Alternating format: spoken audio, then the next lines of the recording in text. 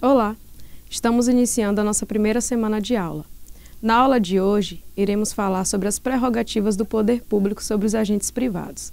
Essa aula será dividida em 2 blocos. No primeiro bloco, falaremos sobre o poder público brasileiro. No segundo bloco, falaremos sobre as prerrogativas do poder público sobre os agentes privados. O nosso país adota a federação como forma de Estado. Isso significa que os territórios se organizam por meio de entes federativos. São eles a União, o Estado, o Distrito Federal e os municípios. Esses entes possuem autonomia, de modo que as suas competências e prerrogativas estão expressas na Constituição Federal. Assim, não podem ser nem alterados nem abolidos de forma unilateral pelo governo. Possuem também vínculo indissolúvel. Não têm direito à secessão. São inseparáveis. Possuem participação na construção das leis. Essa participação é garantida pela representação dos estados no Senado Federal. Assim, os estados podem estar propondo projetos para a criação de leis. Possuem cooperação entre si. Apesar de haver autonomia, não existe hierarquia entre os entes federativos.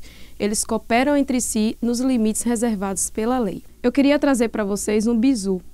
Forma de Estado, eu destaquei para vocês a letra F e a letra E, ou seja, forma de Estado, federação. Isso é para vocês ficarem ligados, que o nosso país adota a federação como forma de Estado.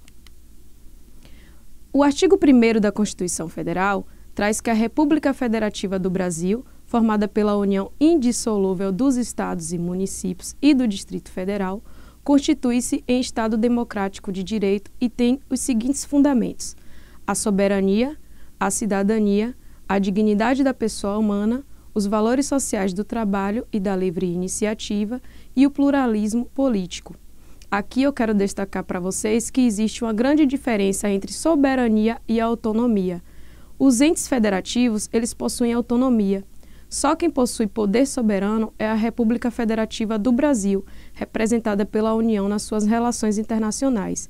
Assim, somente a União, quando representa a República Federativa Brasileira, possuirá poder soberano. O Brasil adota a República como forma de governo. Aqui eu trouxe um macete para vocês. Eu destaquei as letras FO e GO, ou seja, fogo na República. Então, para que vocês fiquem ligados, qual é a forma de governo adotada pelo Brasil? Fogo na República, a República. A característica dessa forma de governo é que seus governantes eles são eleitos pelo povo através do voto. Essa representação ela é transitória, ou seja, existe um mandato com prazo certo a ser cumprido, possibilitando a alternância de poder e o pluralismo político. Como regime político, adotamos a democracia semidireta, também conhecida como democracia participativa. O parágrafo único da Constituição traz que todo poder emana do povo, que o exerce por meio de representantes eleitos ou diretamente nos termos dessa Constituição. Podemos observar que aqui existe um misto de democracia direta e indireta. A democracia indireta é representada pelos eleitos e a democracia direta, em que abordaremos no próximo tópico. Aqui nós temos elementos da democracia direta e elementos da democracia indireta. Como democracia indireta, há o voto direto, ou seja, que não necessita de intermédio de terceiros, secreto, em que não há interferência externa, universal, em que todos têm acesso, e periódico, em que há uma alternância de poder. Como forma de democracia direta, nós temos o direito à petição. É o direito que todas as pessoas têm de reclamar um direito ou solicitar informações a autoridades públicas. O plebiscito, que é uma consulta prévia à população antes da criação de uma lei. O referendo, que ao contrário do plebiscito, é uma consulta posteriori, ela é feita após a criação de uma norma. Tivemos, por exemplo, em 2005, o referendo em que o governo foi às ruas saber a opinião das pessoas sobre o Estatuto do Desarmamento. A iniciativa popular, em que a população, representada pela Câmara dos Deputados, podem propor projetos de lei. A ação popular, em que todo cidadão pode reclamar judicialmente contra atos lesivos ao patrimônio público, à moralidade administrativa e ao meio ambiente. E o direito de participação, em que todas as pessoas têm o direito de reclamar ou solicitar informações a órgãos públicos. Temos também como forma de democracia as propostas de emendas constitucionais. Essas emendas, elas são aprovadas pelo voto da maioria qualificada em 2 turnos em cada casa do Congresso Nacional. O Congresso, ele é constituído de 2 casas, a Câmara de Deputados e o Senado Federal. Assim, as emendas, elas são aprovadas pelo voto da maioria qualificada de cada uma dessas casas. E o que seria a maioria qualificada? Seria o voto de 3/5 do total de representantes em cada casa. Elaboração ou alteração das leis complementares. Essas leis, elas são aprovadas por meio do voto da maioria absoluta de cada casa. A maioria absoluta seria 50% mais 1 de cada representante em cada casa. Aprovação de leis ordinárias.